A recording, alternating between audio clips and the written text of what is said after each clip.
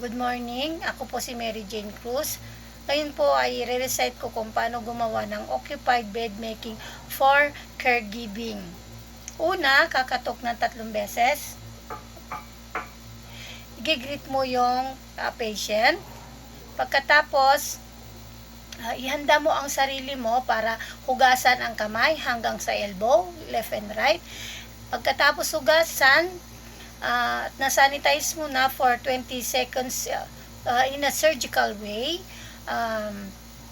para maalis yun ng ang bacteria at saka microorganism na makakapagbigay ng disease sa patient. And then, i-check mo yung bed niya kung okay ba, nato lang problema. And after that, after checking, ask mo yung patient kung kamusta na siya at saka kung ano ang pangalan niya. And then, kunin mo yung pulse rate. After checking the pulse rate, check the room kung safe ba to, walang problema sa current, sa mga lock niya, sa privacy ng room niya, kung may mga natapon man na spill oil o anything o water o anong bagay na pwedeng makapagbigay ng disgrasya, i-check lahat yon. After checking that, magpaalam ka sa patient na babalikan mo siya para i-prepare yung gagamitin mo sa pagpalit ng mga linens niya. And then after checking it, gather all the materials and supplies na gagamitin mo. Pag na-prepare mo na yon, babalik ka, kukunin mo yon at ilalagay sa tabi ng isang table. Bago mo ilapag sa table ang gamit na linens na malinis, make sure na disinfect mo muna yung table. And then, lagyan mo ng plastic mat.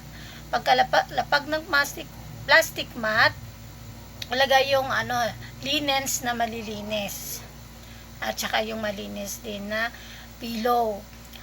And then, bago mo galawin ang patient, kailangan from time to time, hihingi ka ng permission sa kanya.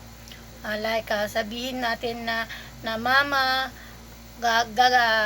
aayusin ko yung bed mo, papalitan ko yung kumot mo, yung blanket mo. Pag sumagot siya ng okay, at okay naman po sa kanya, and then aalisin mo kalahati ng kanyang katawan. And then, ilagay yung linens na blanket sa kanyang katawan to cover the half of the body. Yung kaliwang bahagi ng kumot o kalahati na ginagamit niya, i-roll na papunta sa tagiliran niya. And then, ilalapat sa katawan yung kumot and na malinis, and then i-roll mo na tatanggalin naman yung maruming kumot na ginamit niya, and then ilagay po sa hampered. Pagkalagay na iayos yung kumot sa katawan niya, papaalam mo na naman sa kanya na itatagilid mo siya para iayos yung bed linens. Pero bago yan, tanggalin mo muna yung pillow niya para mapalitan mo yung cover pillow niya. Alisin at magbilang ka ng 1 to 3 para masabayan ka niya. And then, remove the cover pillow, lagay sa hampered. Set aside mo yung ginagamit niyang unan, pansamantala. And then, after na iside mo siya sa right side, na tagilid na nakaganyan ang kanyang kamay sa ulo, and then nakapatong yung kamay sa dibdib, habang turn mo na patagilid. Lalagyan mo ng unan muna sa side niya kung halimbawa walang stopper yung kama niya, para yun ang magsilbi na stopper niya. And then ilagay yung tanggalin yung bottom seat ng kanyang kama at palitan ng bago na malinis. I-roll mo yon, tapos isiksik sa gilid ng katawan niya, and ganun din sa malinis. I-roll and then papalitan. And then, pag na-roll at nailagay na ng maayos, itatak mo sa unahan ng kanyang ulo, yung malinis. And then, ifo-fold, pa-diagonal, tapos itak sa ilalim ng mabuti. Ganon din sa side, papunta sa paanan. Isiksik mo yung linens sa paanan niya, and then pa-slant, tapos ipo-fold mo ng pa-slant yung kumot, and then isiksik mo doon sa ilalim. After that, ilalagay mo yung rubber pad na gagamitin niya. Yung kalahati naka-roll, yung kalahati nakalapat, at isiksik sa side yung palaglag. And then next is ilalagay mo naman yung cotton sheet na ipapatong. Same, ilaglag yung kalahati niya naka-roll na isiksik sa tagiliran, at itak mo din sa ilalim ng bed. After that, kumuha ka na naman ng top sheet at ilatag ng maigi yung kalahati, at ilaglag sa side yung kalahati, yung part ng bed sheet, and then i-roll yung kalahati at isiksik doon sa tagiliran uli ng pasyente. And then itak mo doon sa unahan niya ng maayos, and then ipo-fold mo for diagonal o slant, and then isisiksik mo yon ng maigi hanggang sa makarating ka sa paanan. At the same time, ganun din ang gagawin mo, isiksik mo sa paanan ng kama yung top sheet, and then ipa-fold mo pa diagonal, and then isiksik mo ulit. See to it na walang wrinkles na nakikita sa beddings linens na nakalagay, para ma-avoid yung irritation ng pasyente na magkukos ng bed sore. And then after that, ask the permission of the patient na itatagilid mo naman siya sa bandang kanan. Iayos mo ang kanyang kamay na pababa, na padiretso, and then mag-count ka ulit ng 1 to 3.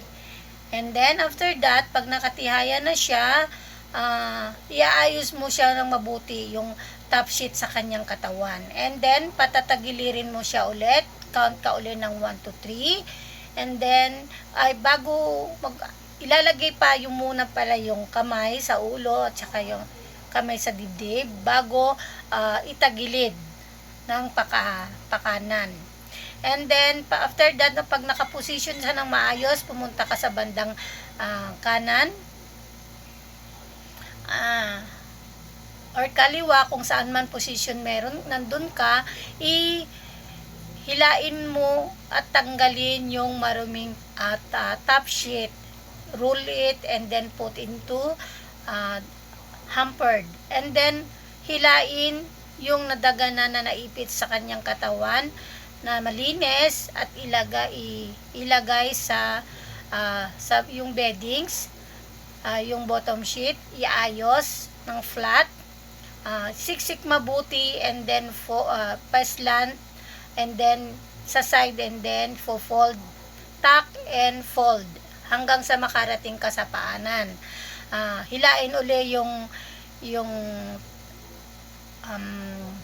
rubber pad at isiksik, kailangan flat, and then hilain yung cotton sheet na nakapatong, and then itak ulit doon sa ilalim ng kama, and then hilain uli yung nakarolyo na top sheet na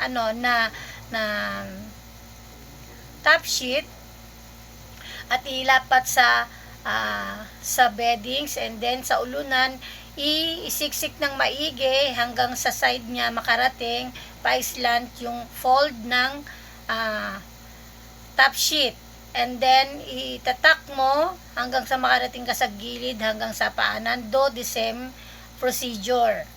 See to it that both sides ay maganda ang pagka-flat. And then, pag nagawa mo yon, itihaya mo yung patient ng dahan-dahan at humingi ka ng permission sa kanya and count 1, 2, 3 again. And then, iayos mo yung kanyang body na nakalagay ang top sheet sa katawan. And then, lagyan ng cover ng pillow yung unan at i-fold, tapos ilagay sa kanyang head sa likod.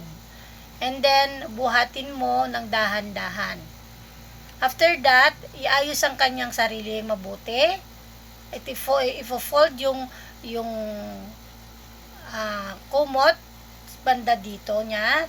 And then, i-straight mo yung kanyang kamay. After that, nasa ayos na po siya, gather all the materials na ginamit mo. At yung marumi, ilagay sa hampered, yung sa hampered. And then, after that, pag nailagay na doon, iset aside mo, ilayo mo na. And then, bumalik ka para alisin naman ang iyong PPE. Yun yung face mask mo, yung hairnet, yung gloves, yung apron, ipo-fold mo sa katawan mo. And then, saka mo tanggalin. After mo tanggal yan, disinfect yourself. Wash your hands. That's all. And thank you.